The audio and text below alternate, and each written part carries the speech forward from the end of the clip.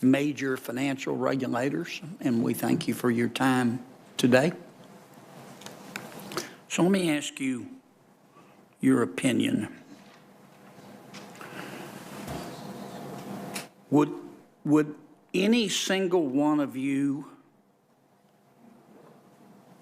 hire Sam Brinkman-Fried to manage a food truck? Would any of you? Would any single one of you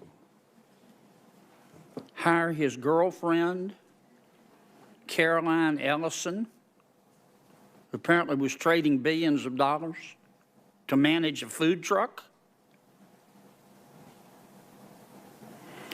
Can you tell me who in our federal financial services regulatory administrative state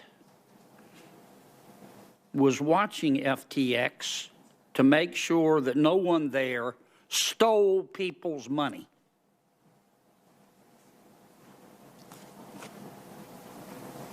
Was anyone watching them that you know of?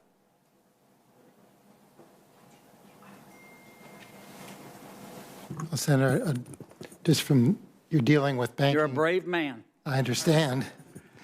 You're dealing here with banking and credit union regulators, and FTX was not engaged in the banking business or in credit union business. I know. I'm not saying you should be. I'm just asking, yeah. You guys are at the top of the food chain in terms of financial services regulation. Do you know who was watching? Who was watching these chuckleheads? Well, these folks, I think, were engaging generally in investment and trading activity.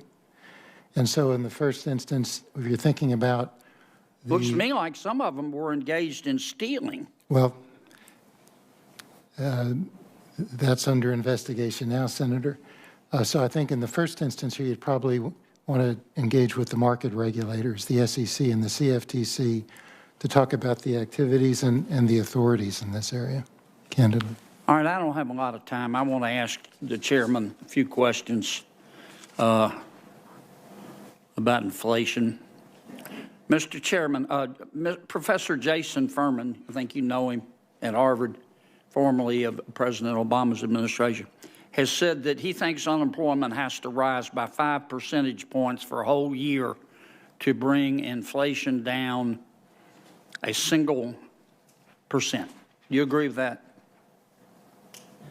Thank you, Senator. Let me just start by saying inflation right now is far too high. Yes, sir, but I'm going to run out of time. Doggone it. That's just our chairman. He's fair, but he's tough as a boot, and he's going to cut me off. Do you agree with Professor Furman? I think that it's the case that we're going to see significant softening in the economy. I don't have a projection that precise as Jason Furman to comment. Let me ask you about Professor Larry Summers. He says that unemployment is going to have to rise to 7.5% and stay there for 2 years to get inflation down to 2%. Do you agree with that? As I said, I think that we're going to see softening in the economy, but I don't have a prediction as precise as that one. All right. Can we agree? You remember the inflation back in the 1980s under President Reagan and President Carter, and when Mr. Volcker was chairman. Can we agree that the only way we got control of inflation then was on both the fiscal and the monetary side? Well, at the end of the day, it's the responsibility of the Fed to assure price stability consistent with maximum employment. So we're focused on our responsibility. I know that, but you can't, if you depend on monetary policy alone, interest rates have to go higher. Or let me put it another way. If Congress cooperated and stopped spending money like it was ditch water, the Fed wouldn't have to raise rates as high. Is that a fair statement? To get control of inflation, of course. I really won't have any comment on fiscal policy. We take the... You think fiscal policy is irrelevant? We take the fiscal policy that elected members of Congress and the President enact, and we calculate those in our decision-making, but I don't have a comment on fiscal policy. You don't have any comment on the contribution that fiscal policy makes to inflation? I really don't have anything to add about that. Well, add to what? You haven't told me anything. Add to what I said before. You're not telling me that fiscal policy has nothing to do with inflation, are you? I'm telling you that at the Fed, we take our monetary policy responsibilities as ours, and we leave to the elected Well, branches don't you think you fiscal have a policy. moral obligation, if not a legal obligation, if you think fiscal policy is contributing to the inflation, to say something, for God's sakes? I think it's important for us to respect the role of the Congress and the President in setting fiscal policy, and then to take that as a given in how. Can you tell me, given the path we're on, how high unemployment is going to go in order to get inflation down? I think we're going to see unemployment go up, but I don't have a precise answer to your question. Duh. I think you're right. I don't mean to make light of you. Can you give me any prediction how high? I mean, Summers and Furman are saying it's going to have to go through the roof. I have seen a wide range of predictions about that, and as I What said, are those we're going to ranges? be data dependent. We're going to see how the numbers come in, and unemployment is obviously an important factor we'll look at. Thank you for your indulgence. Thank you, Senator Kennedy. Senator Van Hollen, Maryland's recognized. Thank you, Mr. Chairman. Thank all of you for your service and your testimony here today. Vice Chair Barr, I want to start with you on FedNow. I've been a big proponent of moving to a real-time payment system. As you know, our current lack of real-time payments costs millions of Americans billions of dollars, especially those living paycheck to paycheck. In fact, Aaron Klein over at Brookings did an estimate that said if the United States had implemented real-time payments when the Bank of England did back in 2007, Americans would have saved over $100 billion in overdraft, check cashing, and other fees. And those are mostly Americans living paycheck to paycheck. So I understand from a speech you gave a little while ago, you estimate that the FedNow program will be live in May or to July of next year. Are we fully on track with that? Because there have been lots of delays. Are we fully on track? And what share of Americans that bank do you think will then have access at that point in time to real-time payments?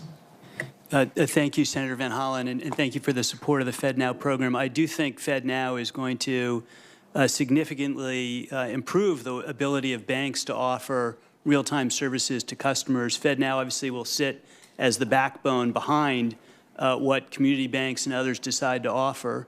That will take some time to flow through the system. We're on track to do that launch in the May to July period, but it will take time to build the number of institutions that are well-positioned to offer the kinds of services that FedNow will then allow them to do. So ramp-up time is going to take a while. All right. Well, we look forward to a very concerted campaign by the Fed to make sure that banks are aware of their ability to sign up and help them sign up.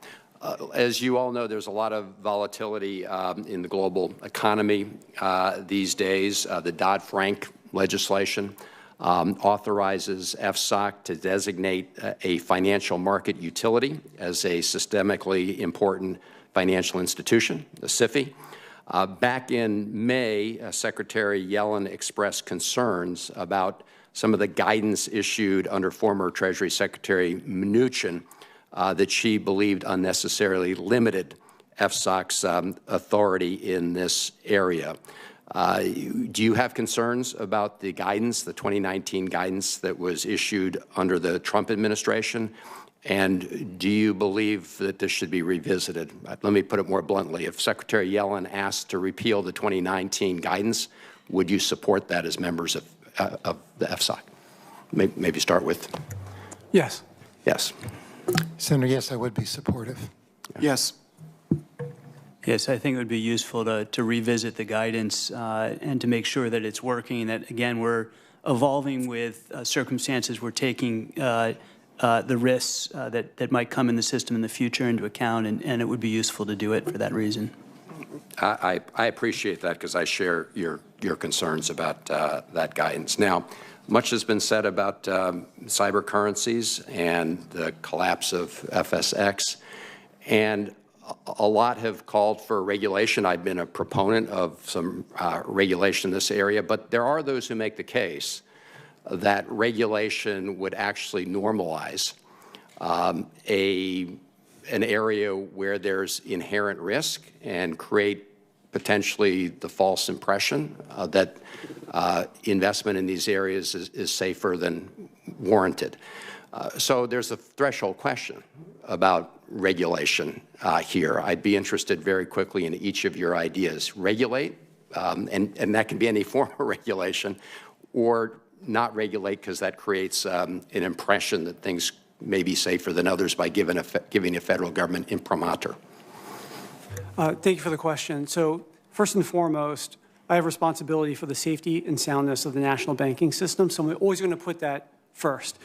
A lot depends on the devil. The devil's in the details. So a lot depends on the details of that regulation. I think there is a form of it which could perform its intended objective. I think there are going to be potentially forms that don't and that fall into the trap that you just laid out. So I think a lot really depends on what those details are. Thank you. Senator, I think in one way or another, regulation is going to have to be necessary for the activity. I think it's important to consider carefully how we approach that. Talking about the crypto activity, almost all of it now is really investment and trading activity. So in the first instance, it seems to me it falls to the market regulators, the SEC and the CFTC. There is some interest, limited interest in the banking sector. And to the extent there is interest among banks, that will fall to us. As a general matter, I think we have authorities now to deal with the safety and soundness and consumer protection risks of bank engagement with crypto activities. I do think the stablecoin issue is a bit more complicated, and we do have existing authorities. That's an area where there may be a case for considering legislation, but I think more thought needs to be given there.